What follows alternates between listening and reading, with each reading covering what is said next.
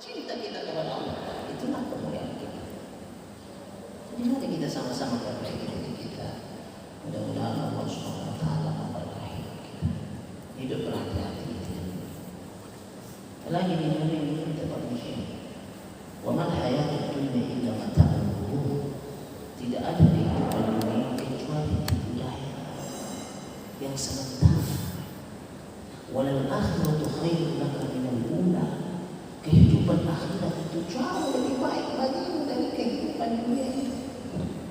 Tidak ada apa-apanya dunia.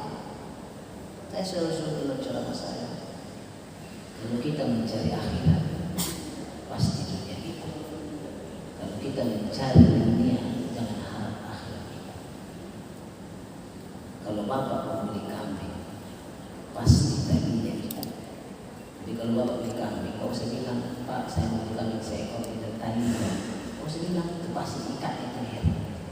Karena kalau kita beli akhirat itu kambing, pasti talinya dunia pasti ikut. Tapi kalau kita membeli dunia, membeli tali, jangan minta kambing. Bagi bapak itu kalau Pak minta tali 5 meter, ada kambing. Membeli dunia belum pasti akhirat. Tapi kalau beli akhirat pasti dunia itu fitnah. Pasti.